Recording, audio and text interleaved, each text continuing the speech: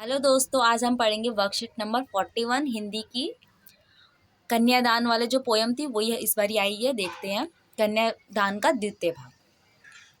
माँ ने कहा, पानी में झांककर अपने चेहरे पर मत रीझना।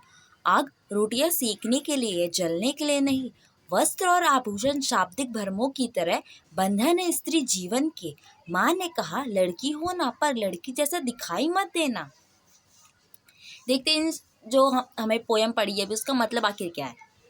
तो प्रस्तुत पंक्तियों में कवि ऋतुराज ने कहा है, उनकी माँ ने जो वर्णन किया है, जो विदाई के समय अपनी बेटी को नसीहत दे रही है कि उसे ससुराल में किस तरीके से रहना और किस तरीके से नहीं।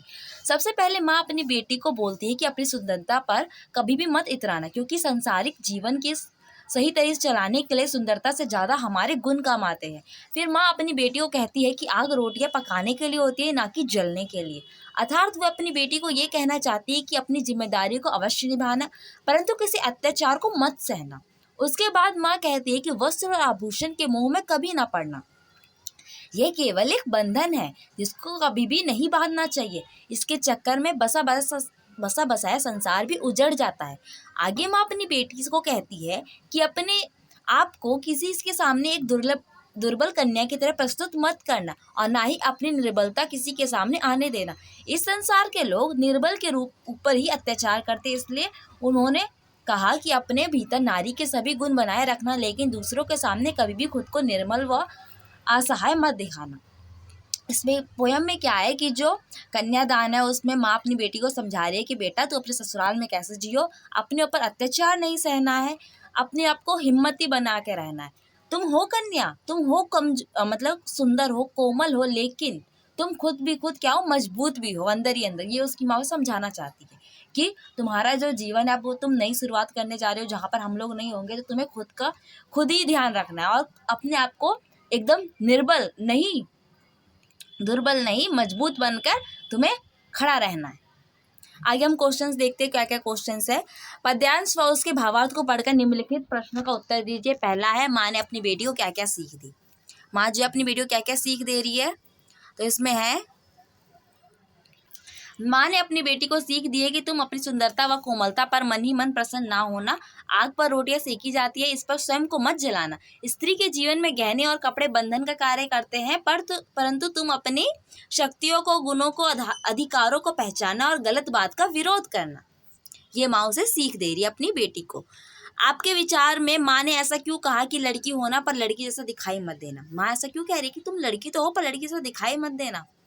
तो इसका आंसर है, माँ ने ऐसा इसलिए कहा होगा क्योंकि लड़की की सौम्यता, सुंदरता, कोमलता, भावुकता को उसकी दुर्बलता समझी जाती है। माँ ने अपनी बेटी को मजबूत व निडर बनने की सीख दी। आगे देखते हैं क्या है। तीसरा है, आपकी दृष्टि में माँ ने बेटी को सचेत करना क्यों जरूरी समझा, सोच कर लिखिए कि आखिर माँ जो अपनी बेटी को क्यों सचेत करना चाहती है।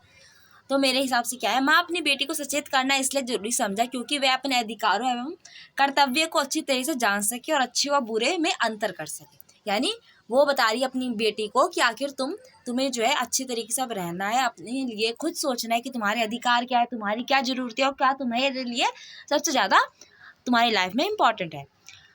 चौथा क्वेश्चन है, पद्यांश के आधार पर भाव स्पष्ट कीजिए। भाव स्पष्ट करना है, आग रोटियां सेकने के लिए है, जलने के लिए नहीं।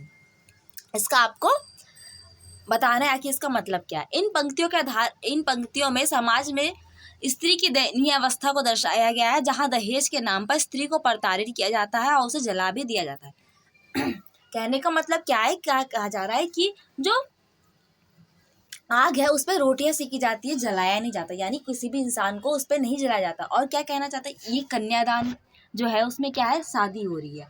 तो माँ अपनी बेटी को बता रही है कि देखो, जो रोटी है उस पे रोटी पकाई जाती है लेकिन जलाया नहीं जाता। यानी कि तुम खुद को इतना निडर बनाना, खुद को इतना मजबूत बनाना कि कोई तुम्हें दहेज के लिए प्रताड़ित ना करे, ताकि तुम्हें कोई जला ना सके।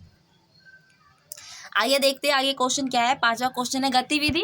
कल्पना कीजिए कि यदि आप लड़की की माँ होते तो विवाह के समय लड़की को आप क्या क्या सीख देते। आप खुद अगर उसकी जगह माँ होते तो आप उसके क्या क्या समझाते। तो मैंने क्या लिखा, यदि मैं माँ होती तो मैं अपनी बेटी को मजबूत, निडर व आत्मसम्मान अधिकारों की रक्षा करने के लिए कहती।